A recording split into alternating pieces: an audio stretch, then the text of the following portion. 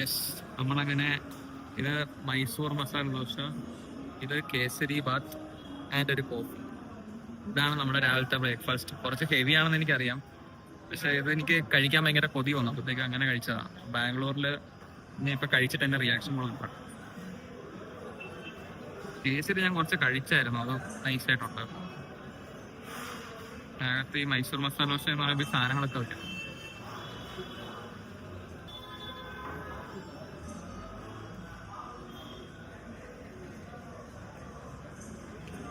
പണ്ട് കുറച്ചുകൂടെ അടിപൊളിയായിരുന്നു, ഇപ്പോഴും നല്ല ടേസ്റ്റ് ഉണ്ട്. പണ്ടത്തെ അത്ര ടേസ്റ്റ് ഇല്ല, എന്നാലും കൊള്ളാം, നല്ലതാണ്. ഇപ്പൊ ഞാൻ കഴിച്ചു കഴിഞ്ഞിട്ട് വരാം. ഈ കേസരി ബീട്രൂട്ട് കേസരിയാണോ അതോ പൊളി ടേസ്റ്റ്. ഇതിൽ ഏറ്റവും കഴിച്ചാലും ഹൈലൈറ്റ് ചെയ്യുന്നത് ബീട്രൂട്ട് കേസരി. ശരി, അപ്പം ആരെങ്കിലും ഈ താവരക്കര വഴി പോകുന്നുണ്ടെങ്കിൽ കൈലാസത്തിൽ വന്ന് ബീട്രൂട്ട് കേസരി കഴിക്കാം. എനിക്ക് ഭയങ്കര ഇഷ്ടപ്പെട്ടു. മൈസൂർ മസാല ദോശ പണ്ട് ഞാൻ കഴിച്ചത് ആക്ച്വലി നല്ലായിരുന്നു, ഇപ്പൊ ആവറേജ് എന്നേ ഉള്ളൂ. പക്ഷെ ബീട്രൂട്ട് കേസരി അത്ര മധുരവും ഇല്ല, പക്ഷെ അത്ര ഇതുമില്ല. അപ്പം കഴിക്കാം, അടിപൊളി ടേസ്റ്റ്. ഇപ്പൊ ഇവിടെ നമ്മൾ കഴിച്ചു, അപ്പോഴാണ് ഞാൻ ഒരു സത്യം മനസ്സിലാക്കിയത്. മൈക്ക് ചമ്മന്തിക്കകത്ത് കിടക്കുമായിരുന്നു. അങ്ങനെ ഇപ്പൊ ഇതിന്റെ ഓഡിയോ എങ്ങനെയാണെന്ന് അറിയില്ല, ഞാൻ കുറെ കോതി കളഞ്ഞു. മൈക്കാണെങ്കിൽ ദോശയുടെ കൂടെ ചമ്മന്തിക്കകത്ത് വീണത് അവരോട് ക്ലീൻ ചെയ്യാൻ വന്നപ്പോഴാണ് ഞാൻ നോക്കിയപ്പോഴത്തേക്കും ചമ്മന്തിക്കകത്ത് ഈ മൈക്ക് കിടക്കുന്നു. ഇന്നലെ മേടിച്ചുള്ളൂ മൈക്ക്, പക്ഷെ കുഴപ്പമൊന്നും ഇല്ലാന്ന് തോന്നുന്നു ഇപ്പൊ. എനിക്ക് വീണ്ടും അബദ്ധം പറ്റിക്കൊണ്ടിരിക്കുകയാണ് എപ്പോഴും. അതായത് ഞാനിവിടെ റൂമിൽ വന്നപ്പോഴത്തേക്കുമാണ് ഞാൻ മനസ്സിലാക്കിയത്, ഞാൻ ട്രൈപോഡ് ഇന്നലെ മറ്റേ ട്രൈപോഡ് ഓട്ടോയ്ക്കകത്ത് വെച്ച് മറന്നു.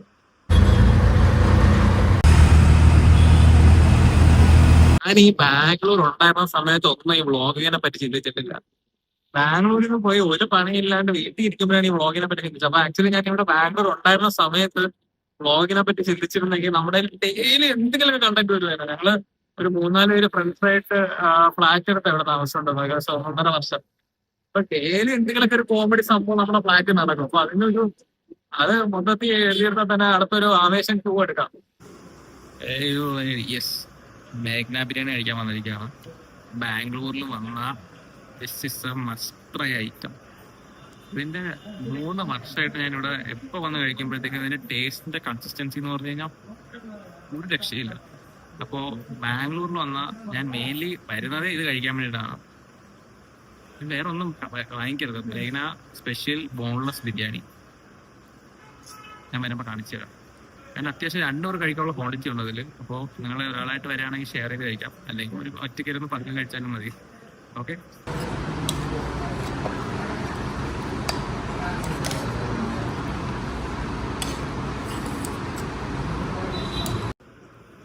വന്നു മേഘന വന്നു.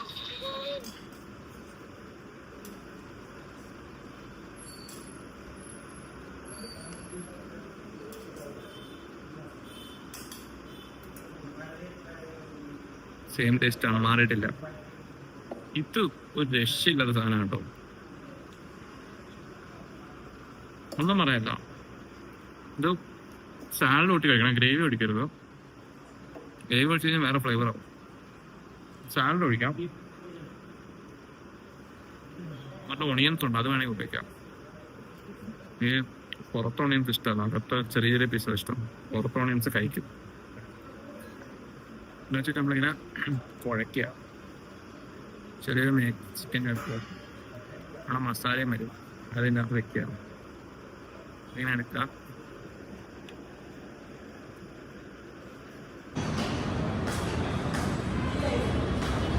ഡെത്ത് ബൈ ചോക്ലേറ്റ്, ഞാനൊരു ചെറിയ ട്രിക്ക് പറഞ്ഞുതരാം. അതായത് നമ്മുടെ ഈ ഡെത്ത് ബൈ ചോക്ലേറ്റും ഇവിടെ വേറൊരു ഐറ്റം ഉണ്ട്, കേക്ക് ഫഡ്ജ് എന്ന് പറഞ്ഞ ഐറ്റം. ഈ രണ്ടും ഒരേ ടേസ്റ്റാണ്. ഒരു വ്യത്യാസം എന്ന് പറഞ്ഞാൽ ഡെത്ത് ബൈ ചോക്ലേറ്റിലെ ചെറിയാണ്, ഇതിന് ചെറിയില്ല. ഇതിന് ഏകദേശം 40-80 റുപ്പീസിന്റെ വ്യത്യാസമുണ്ട് രണ്ടും തമ്മിൽ. 80-100 റുപ്പീസ് വ്യത്യാസമുണ്ട്, പക്ഷെ സെയിം ടേസ്റ്റാണ് രണ്ടും. കഴിച്ചോ.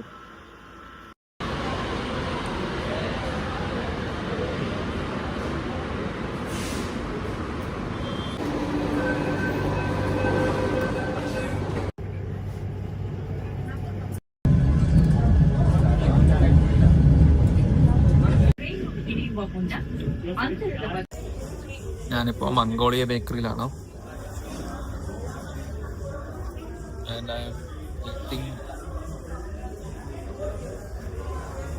കേക്ക് ഒറ്റയ്ക്ക് സാധനം എങ്ങനെയുണ്ടോ നോക്കട്ടെ.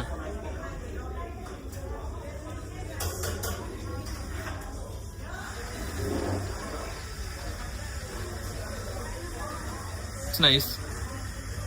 കുറച്ച് ഓവർ പ്രൈസ്ഡ് ആണ്. ഇതൊന്ന് 480 എന്ന് തോന്നുന്നു ഇതിന് മേടിച്ചത്, വെള്ളത്തിനും കൂടി.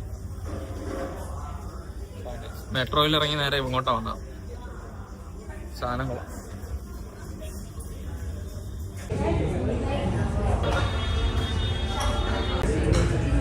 ഞാനൊരു 2 എണ്ണം കഴിച്ചായിരുന്നു. വീഡിയോ എടുത്തിട്ട് ഇവിടെ ഫുൾ ആൾക്കാരിരിക്കുന്നുണ്ട്. ഞാനിപ്പോൾ കാണിച്ചു തരാം. ഗ്രേവി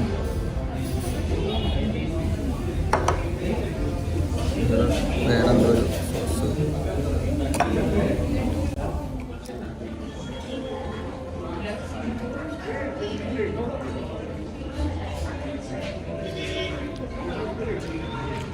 നോക്കണം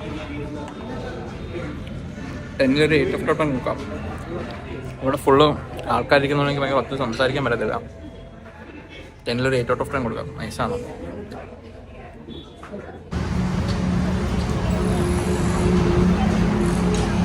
ഇതെന്തോന്ന് സ്ഥലം, ഇത് ഓഡിറ്റോറിയം, എന്തോ പരിപാടി ഇത് നോക്ക്.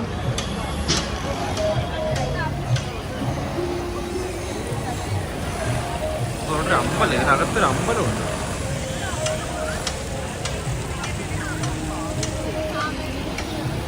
എന്തൊക്കെയോ സാധനങ്ങളുണ്ട് കേട്ടോ ഇതിനകത്ത്.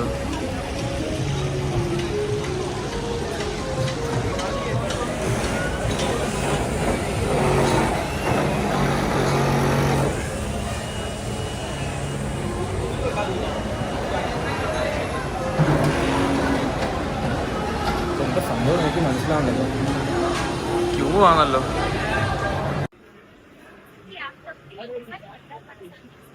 ഞാൻ ഓർഡർ ചെയ്തു, റേറ്റ് എല്ലാം ഏകദേശം പറഞ്ഞിട്ടുണ്ട്. ഇനി ഇവിടെ വന്ന് നമ്മള് സാധനം കൊടുത്താൽ ക്യൂ നിന്ന് സാധനം മേടിക്കണം. അങ്ങനെയാണ് ഇവിടുത്തെ ഒരു പരിപാടി. ഇതിന് കോഫി വേറെ സ്പോട്ട്. ഞാനിത് ആക്ച്വലി ഫുള്ളൊന്ന് കാണിച്ചു തരാം. ഇതിന്റെ ഇവിടെ ഒരു അമ്പലം, ഇരുന്ന് കഴിക്കാനൊക്കെ പറ്റിയൊരു സ്ഥലം. ഇതെല്ലാം ഇരുന്ന് കഴിക്കുന്നൊക്കെ ഉണ്ട്. ഒരു ഓപ്പൺ ഓഡിറ്റോറിയം പോലത്തെ സെറ്റപ്പ്. ഓപ്പൺ ഓഡിറ്റോറിയം പോലത്തെ സെറ്റപ്പ് ആയത്.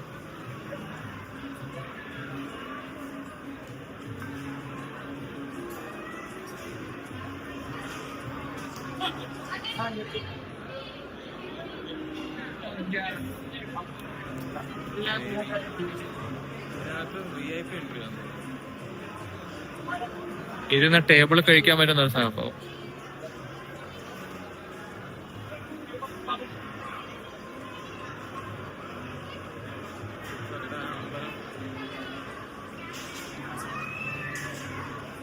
അറ്റ് എ ടൈം എനിക്ക് തോന്നുന്നു മിനിമം ഒരു 200 to 300 ആൾക്കാർ ഇവിടെ ഉണ്ട്.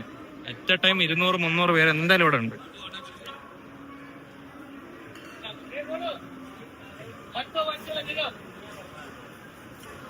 എനിക്കറിയാം ഇവിടെ ക്യൂ നിൽക്കട്ടെ, എന്നാലും ദോശയെ കിട്ടുള്ളൂ എന്ന് തോന്നുന്നു.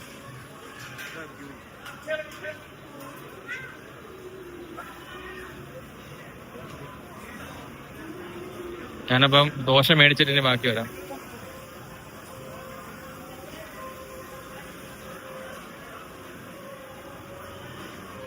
ഓരോ ഇതിന്റെ ഒക്കെ സാമ്പോടെ സെറ്റ് വെച്ചിട്ടുണ്ടോ?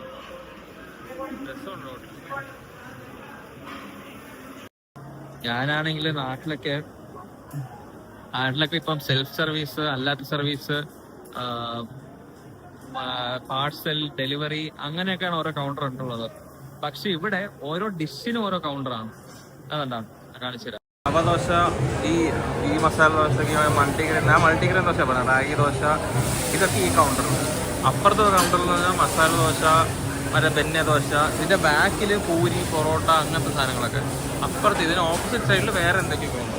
ഇപ്പോൾ ഇവിടെ എന്ന് പറഞ്ഞപ്പോൾ ഞാൻ എൻ്റെ ടോക്കൺ നമ്പർ 1445 ആണ്. ഈ 1445 ഇവിടെയാണ് കിട്ടുന്നത്. നോക്കാം.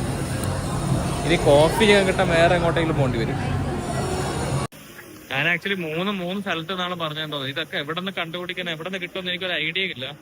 നമുക്ക് എന്തായാലും പോയി തപ്പി നോക്കാം.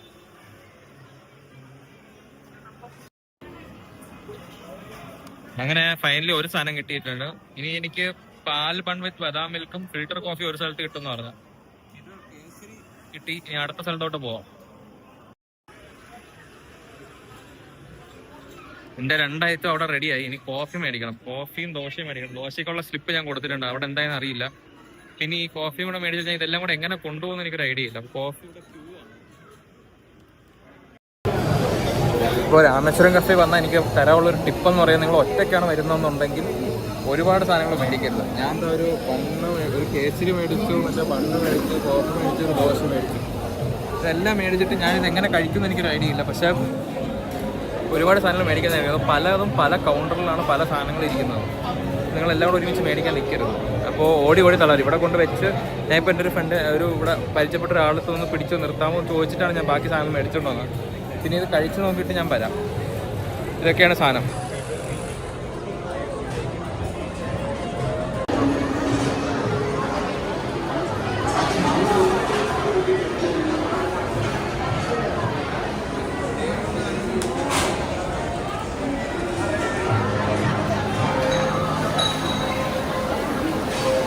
സാധനങ്ങളൊന്നും പക്ഷെ വലിയ ലാഗില്ലാണ്ട് കിട്ടി. പക്ഷെ കഴിക്കണമെങ്കിൽ നിങ്ങൾ ആരെങ്കിലും ഒറ്റയ്ക്ക് വരികയാണെങ്കിൽ ആ കുറച്ച് സാധനങ്ങൾ മാത്രമേ ഓർഡർ ചെയ്യാവുള്ളൂ.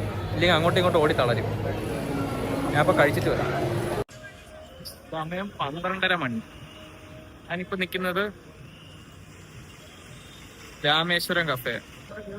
ഇതൊരു എക്സ്പീരിയൻസ് തന്നെയാണ്. എല്ലാവർക്കും ഒരു എക്സ്പീരിയൻസ് കൊടുക്കാൻ പറ്റിയ സംഭവം തന്നെയാണ്. കാരണം എല്ലാ പരിപാടിയും വരാൻ പറ്റും. ഇതിനകത്തൊരു മ്യൂസിക് ഇട്ടിട്ടുണ്ട്. ആ മ്യൂസിക്കിൽ നമ്മളങ്ങ് അലിഞ്ഞാ പോവും. ഇത് എന്താണ് സംഭവം എനിക്ക് ഐഡിയ ഇല്ല. തിരക്കെന്ന് പറഞ്ഞു കഴിഞ്ഞാൽ ഭീകര തിരക്ക് ഫോർ എ വെജ് റെസ്റ്റോറൻറ്റ്.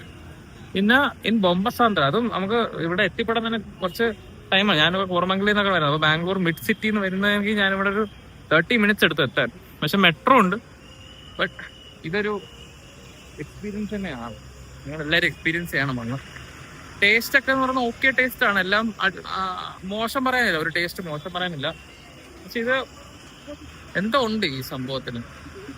എൻ്റെ അകത്ത അമ്പലം, പുറത്തമ്പലം, ഇവിടെ എന്തോ വേറെ എന്തൊക്കെയോ സംഭവങ്ങൾ എവിടെയൊക്കെ ഉണ്ട്. എന്താണെന്ന് എനിക്കൊരു ഐഡിയ കിട്ടുന്നില്ല.